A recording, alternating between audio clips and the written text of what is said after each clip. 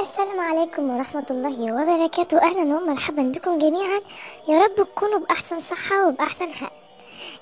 احنا حاليا في فصل الشتاء، ومش في فصل الشتاء بشكل عام، لا ده احنا في أصعب درجات البرودة وفي أصعب وقت تحديدا في الفصل كله. بنعاني كتير جدا من الرشح ومن البرد ومن الإنفلونزا من العطس.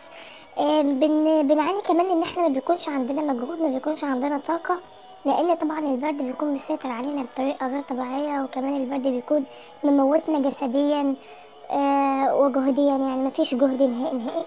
فالنهارده جيت لكم بطريقة جميلة، او معلقة صغيرة هناخدها الصبح وهناخدها بالليل، هتخلصنا من كل ده. مش بس، كمان هتعالج نزلات البرد، الانفلونزا، الرشح، جميع البرودة. هتقوي عظمك، هتقوي مناعتك، هتديك طاقة، هتديك حيوية في جسمك. فهي مش مكلفة، وكمان حاجة جميلة جدا. ولكن وصفة النهاردة منقسمة إلى مرحلتين بيكملوا بعض. الأولى هعملها معاكم، والتانية هشرحها لكم. تعالوا معانا نقول الأولى بتتكون من إيه. كل اللي احنا محتاجينه هي معلقة من العسل النحل، أو كما يقولون الناس، يعني معظم الناس بيقولوا عليه العسل الأبيض، وحبة البركة أو الحبة السوداء. محتاجين قرنفل، محتاجين زيت زيتون. اول مرحله هنعملها ان احنا هناخد معلقه من حبه البركه، يعني معلقه من صوحه صغيره كده، على معلقه من عسل النحل، وهندوبهم كويس جدا. الناس اللي هي يعني ما بيكونش عندها قابليه انها تاكل كده، لا ممكن جدا ان هي تفرم الحبه السوداء الاول، او حبه البركه تفرمها الاول، علشان تقدر انها تبتلعها او تاكلها من غير ما يكون في عندها مشكله. لكن من الناس اللي هي عادي انها تاكلها بنفس قوتها، بنفس مكانتها، مفيش اي مشكلة. دي معلقة زي ما احنا قلنا اهو. المعلقة دي هناخدها الصبح وهناخدها بالليل قبل النوم. دي هتعمل لنا وقاية من البرد والرشح بشكل عام، يعني الانفلونزا ككل، ايا كانت بقى، بتصيب الصدر، بتصيب العظم، ايا كان، دي ان شاء الله هتخلصنا منها.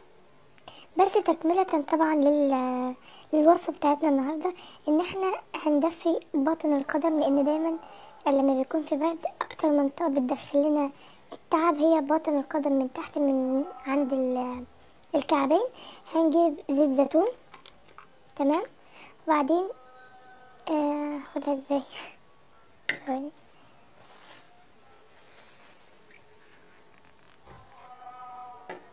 وهندلكه بباطن القدم، باطن القدم ككل.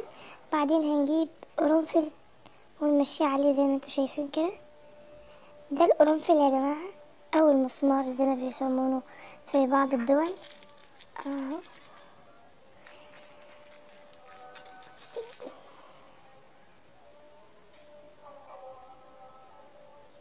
ده القرنفل. بتطحني واحدة او اتنين بس، طبعا بيكون عندك كمية بما انك هتستخدمي الوصفة، وبتحطيه على باطن قدمك كله من اوله لاخره، وبتلبسي شرابك عادي وبتنامي بيه. ده كمان هيديكي حماية اكتر من الانفلونزا، ان انت كمان ما تتعرضيش ليها تاني باقي الشهر. هتاخدوا الوصفة مش مضرة أصلا. عسل النحل صيدلية متكاملة، فوائد لا تحصى ولا تعد، سبق وذكرتها في الفيديوهات كتير جدا. كذلك حبة البركة فوائدها جميلة جدا جدا، بهذا وقاية وبتحمينا. يعني مش شرط ان انت تاخديه كمان ان لازم تكوني مصابة بالبرد او بالزكام او بالرشح، لا طبعا ممكن جدا تحافظي على نفسك في فصل الشتاء كمان، وتاخديه هيديكي كمان نوع من انواع الدفء. تقدري تقاومي البرودة بكل سهولة من غير عذاب. المعلقة طعمها حلو، مش وحشة، وجميلة جدا، كمان هتعالجنا من حاجات كتير. اتمنى ان الوصفة تجيب معاكم نتيجة، ويا رب يحمينا ويحفظنا احنا والمسلمين جميعا. لو بيعجبكم الفيديو بشكل عام، ما تنسونيش باللايك وشير لكل اصحابه، وكمان الاشتراك في القناة مع تفعيل علامة الجرس. دمتم في حفظ الرحمن، والسلام عليكم ورحمة الله وبركاته.